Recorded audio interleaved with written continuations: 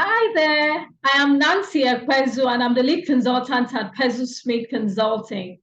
And my organization works with schools and other organizations to help them build a structure that makes them operate efficiently and stay sustainable. I'm also the author of 3 printed books and a few ebooks.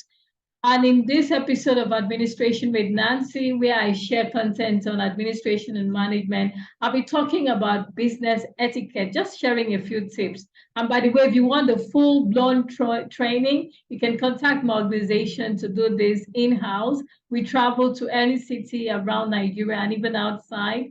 And in the past few years, we've taught on various topics around administration and management. We also carry out audits of your organization, admin audits, to be sure that you have the right administrative structure to help you run effectively and efficiently. So I'm going to start sharing my slide right now, right now. Yes, yes, yes. Sharing right now. So here is my slide. Here is slide. All right. So like I said, the topic is business etiquette. I'm not having a full training, just sharing tips here and there that will help us, okay? If you are a business person, you should learn about business ethics. And if you're not even a business person or you work for an organization, remember we have entrepreneurs and entrepreneurs, right? So regard yourself as an entrepreneur, even if you're an employee. And it's good to know these things, okay? All right. So first, I would like to, I know I've said a bit about myself, but let me just introduce myself to you. Who am I and why should you listen to me? I am Nancy Ekpezu, and I'm the lead consultant at Ekpezu Smith Consulting. I'm the author of 3 printed books and a few ebooks. I'm a TEDx speaker. I like to say that I spoke at TEDx Asata in 2020, February 2020. I'm also a trainer, and I train mainly around things around administration and management, business ethics, business communication, and topics around that. And I'm an education and management consultant, and we carry out audits of your organization. We help you with your management training and a whole lot of other things, okay, using the right tools. I'm also a chartered administrator, and I'm the founder of the Connected School Administrators Academy, COSA, which trains school administrators specifically on their role and how to perform effectively. You might check out what I do at www.nancyekpezu.com. My website is deliberately in my name. It's a personal and company website together in one. And remember also to subscribe to my YouTube channel, even if you're not watching this on YouTube. And if you're watching on YouTube, I do not know what you're waiting for. Subscribe right away. And this is a word to those of you who just come in and run to watch videos and run away. Please don't do that. Subscribe, turn on the notification, and so that you'll be notified whenever I have new video uploads. So now I've introduced myself. Let's go to the business of the day, which is business etiquette. So business etiquette basically is a set of manners required or accepted in a professional business circle. In other words, this is what is expected. This is what is required. This is what is accepted. Okay. So why do we even need business ethics? Now, for these tips I'm sharing, you might want to go and do further research or invite us to come to your organization to do a thorough training. We have a module actually on business etiquette, business communications, and a whole lot of other topics. And we do not function just in the education sector. We do for any sector at all, okay? So why do we need business etiquette, by the way? And there's something etiquette does. It helps to create a good first impression. And it helps to build strong relationships at work and in business and even in other areas of life. It helps to enhance your status. When you carry yourself in a certain way or behave in a certain way in some circles, there's a way that you are regarded, okay? It helps to reflect confidence and it prevents misunderstandings. Part of A good etiquette is proper communication when you're in the right place, using the right words, knowing what to say and what not to say in certain circles where you are. It also helps to enhance your status. I think I've said that before. Oops, it's like I wrote this twice. Let me just delete it so that I don't forget. Okay, so many things on my. Okay, so that's it. Just trying to edit that. I move on. All right, so those are a few reasons we should actually build etiquette into our lives, our businesses, and everything that we do. Okay. Now, there are different types of etiquette that you would need to learn. There's what we call office etiquette. There's a way to behave in someone's office and when you share office with people. I don't know if you worked in those areas where you have cubicles, you have things, partitions separating one office from the other, or you even have your desk in the same office with someone else. Okay, there are certain things, there are certain do's and don'ts. And when you are given your employment letter, you may not even be told, that this is how to behave towards the next person. Your handbook might not cover all of those details, but there are certain unwritten codes of behavior, of expectations, and accepted way of behaving when you share an office with someone. So that's called office etiquette.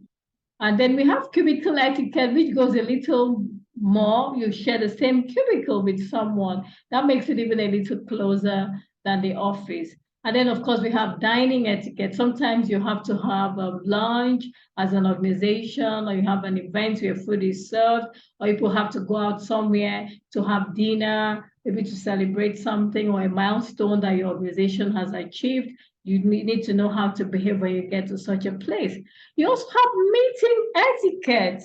When you get into a meeting, how do you behave? How do you interact with the people there? How do you speak up? And how do you know when to keep quiet and all of that? Then of course, there's business card etiquette. I've seen people get to meetings and they just start shoving their cards, at everybody, trying to force everyone to have their cards. There is etiquette around business cards. And then, of course, we have communication etiquette and just general etiquette. So I'll be touching briefly on this, but it's not comprehensive. So I advise and actually recommend that you invite us to come to your organization to have this training with you in-house. Okay. So I'm going on now. So let's look at office etiquette. In an office, remember to keep your voice low. It just smacks of really poor etiquette for someone to be yelling in the office or shouting. Maybe you're on the phone, or maybe someone is even having a conversation in the same office with you, and you just stop everything you're doing and you're staring at them and it's dropping. Obviously, listening to everything that they're saying, that's not proper. If they're having a phone call either, it's really not supposed to be your business. So you're meant to just go on with your work and not stop what you're doing to start, seeing if you can hear everything that is going on. And remember to trash items. Do not litter the floor. Remember, you share an office. Even if you don't share an office and it's just yours, it's not proper that someone comes into your office and sees things littered all over the place. Poor etiquette. That's poor etiquette. So remember to trash items, and hopefully I think that you should have a trash can in your office. Remember to keep your space tidy as well. It doesn't look nice when people come to your office and you're busy rumbling through everything and trying to find items here and there. Not very good. So office etiquette means making others as comfortable as they can be sharing an office with you, or keeping your own office so well that when people visit, they are comfortable and they feel welcome, and they can, it's a professional environment to get business done. Okay, so that's office etiquette. Now let's go on to cubicle etiquette. So these are cubicles, and some offices you have to either share a cubicle. There's a cubicle here and another here. This is actually someone's office, much as it's so small, but you can see the proximity because it's so close. You have to make a conscious effort to make sure that you do not constitute a nuisance to others in the office. And that means you have to be aware of how your voice projects when you're on the phone or when you're talking to someone else across or just by the side of the next cubicle. Avoid using speaker phones. It doesn't tell of good manners, just leaving your phone on speaker and talking, loud, as if maybe you were in your room at home or something. That's not proper. When people are in deep thought, it's always nice to leave them alone and not go tap them, what's wrong with you, all of the time. If they need to speak or if you think they need to maybe see you or maybe feel there's something wrong, there are nice and professional ways to put that across. Then try not to distract people when they're on the phone, okay? There's a business call coming in and then you go there and start distracting them. That's not very professional. You might want to drop a note and just slip it there. But, tapping people and telling them, oh, I need this now while they're on the phone, that's not very nice. Do not read other people's computer screens because of the proximity. Someone can easily crane their necks across their neck across the cubicle and be trying to read people's emails or do stuff. That's very unprofessional. Avoid commenting on conversations that you overhear. When it doesn't concern you, it's not your business. And so you shouldn't go poking, into other people's businesses. That's how to have cubicle etiquette. Of course, there's more to it. Like I said, I'm not having a full-blown meeting. I'm just taking it easy to share tips here and there. And you should be fine with it unless you're inviting me to your organization to come and train. Then, of course, there's dining etiquette. Remember to arrive on time. If people have a dinner, you have a lunch, or you have events where food will be served, arrive on time. And if you're out maybe for lunch, I recall working in an organization where we had to go out once in a while to have dinner or to have lunch together as a management team. And so I would advise that you do not pick the most expensive items on the menu. That's not proper. Okay, always decide on your menu selections quickly without wasting everybody's time and keeping the menu to yourself like you own it, and remember to pass food to the right and wait for others to be served before you all start eating. So if you're the first to be served, don't just grab your food and start talking and, all of that. And remember not to talk while eating. Of course, simple dining etiquette that we all grew up with at home, remember them also in the workplace, okay? It's very important. And remember to use the right cutlery, especially if it's a formal event, okay? Maybe you have a dinner or maybe you have a lunch or something. Dress appropriately also if it's a dinner or you guys are going out for lunch. Of course, you know how your company recommends that everybody looks at such events. Don't be the odd one out, remember that. And then we have meeting etiquette. There's hardly any organization that functions without having meetings frequently. Remember to dress appropriately for meetings and to arrive on time and socialize with others before the meeting if you have ample time. Remember to sit across appropriately, the ladies, if you want to cross properly. So someone on the next place is not, looking at stuff they shouldn't be seeing. I'm sure you understand what I mean. Stand when you're being introduced. If it's maybe a meeting with your organization or another one, or maybe you're new to the organization and it's your first meeting with them and you're being introduced, please stand while you're being introduced and do it politely with a nice smile without sounding too, whatever. So speak up when you need to, but be polite. Some people have a way of just interrupting others. Hey, but this is what you said, and I want to say this. No, that's not proper at a meeting. Try to say what you need to say in a polite manner, and make sure you give others an opportunity to also talk or speak out. So if you might have a drink of water if you need, could request for that.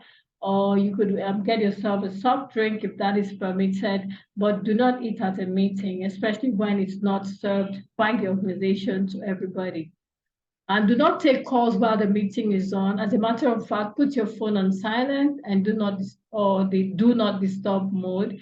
That's what I do sometimes when I'm in a meeting, whether it's a virtual meeting or whether it's an in-person meeting. Do not take calls, that could actually constitute a distraction to others in the meeting. And try not to pull out the chair for the next person. Let them do it by themselves. So that's it about meeting etiquette. There's a whole lot more, like I said. Remember to invite us to train you on this topic or some other topic in your organization. We do a lot of in-house training sessions.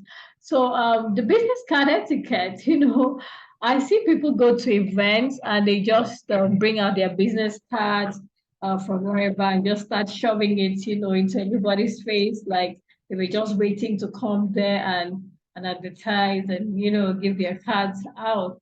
Well, while it's a nice thing to do that to make sure that people do not forget you and that you give them your business card, there is actually business card etiquette that you need to remember.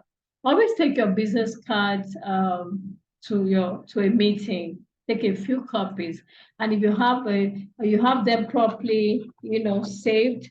I have a part where I keep them something like some people have things like this, some have like a wallet that they just pack them, whatever is decent and nice and presentable is okay. Have it in good shape, make sure it's up to date. So when you bring out your business card, don't say, oh, I'm sorry, this number is not working or this one is working, and then use a pen to cancel and it ends up looking really tacky.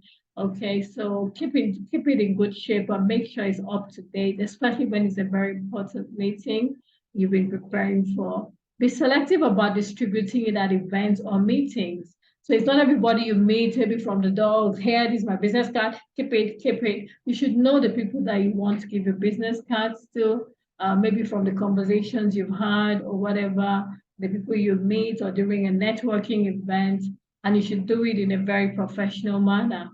So give out your cards at the appropriate time and in the right manner, okay? And I would advise that these days, maybe just tell them to save your number right there so you could also save theirs.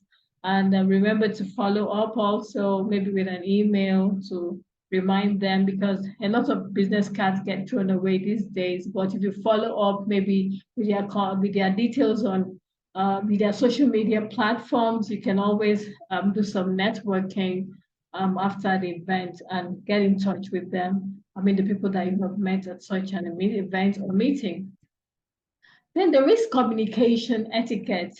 Learn how to communicate effectively on phone, via email, and on videos, whether it's a Skype meeting, whether you're on Google Meet, whether you're on Zoom, whatever. And also learn how to send messages and respond to them. Please avoid all these abridged versions of words, abbreviated words, and all that in business circles. It smacks of immaturity and lack of attention to details. Learn to spell words properly. And if the communication is within your organization and you have some abbreviation that are accepted and everybody is aware and that is the culture of your organization, that is fine.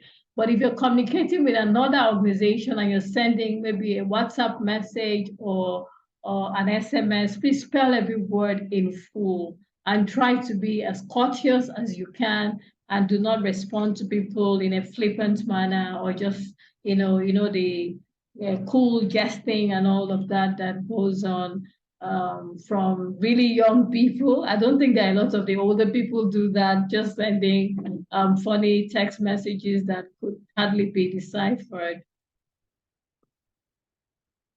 And then, of course, general manners. Try as much as possible to be considerate of others. Listen to people before making suggestions. Learn to remember people's names and use them. Of course, this may sound cliche. Everybody loves to hear the sound of their name. It's the greatest music, the best music in anybody's ears. When people meet me at events and say, "Are you Nancy Ekpezu?" I like it because they can remember my name. So if you can put a name to someone's face, please call them by name. It makes them bond with you better than just trying to remember them or asking them all of the time to remind you about their names. And then, of course, remember to be patient to others. Whatever you wouldn't want people to do to you, try not to do to them. And try to also find out what hurts others in your circle so that you stay away from hurting them.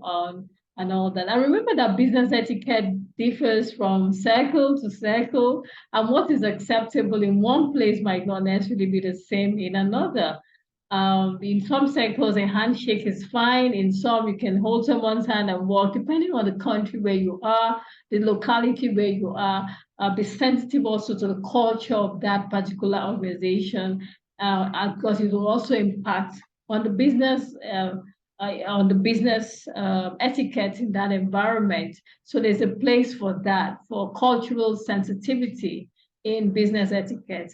I hope that this helps, and I hope you've been able to pick one or two things. Now, do not go without connecting with me. So send an email to info@nancyekpezu.com and copy PezuSpeakConsulting@gmail.com if you would like us to come and train your team or initiate a conversation with us or check out what products we have or to make inquiries. We'll be really glad to do that. Subscribe also to my website blog where I share content on administration and management, customer service, business ethics, and the likes of the topics that I teach. So if you're not a video person and you like reading, or if you like to do both, I urge you to subscribe to my YouTube, to my website blog, www.nancyekpezu.com/blog. And then, of course, if you're new to my YouTube channel or you've been watching and just running away and coming back, I'll advise you to stay. What are you waiting for? Subscribe and turn on the notification so that you'll be the first to be notified whenever there are new video uploads from the channel, Nancy Ekpezu. And just in case you do not remember, Nancy Ekpezu is a YouTube channel that shares content on administration and management. And things around business ethics, HR, everything administration and management from that perspective, business communication, customer service. And we also work with schools, boarding house, if you need information about boarding house management, how to be a better educator. We're very big on urging people out of their comfort zone to become better versions of themselves. Apart from all of these things I do, I'm also a certified life coach, and you might want to have a session with me. Why not go to www.calendly.com/Nancy Ekpezu. I'll be delighted to have a 1-hour session with you for clarity or to help you on your goals or to just basically work around the complexity of what it is you're facing using the right tools. I hope you have found this video fun and helpful. And if you have, drop a comment, please. And remember to share it, subscribe if you haven't done so, do it now. Thank you, and thank you, and thank you, and thank you. I look forward to having you in subsequent videos, and I hope that you will be really, really, really, really great.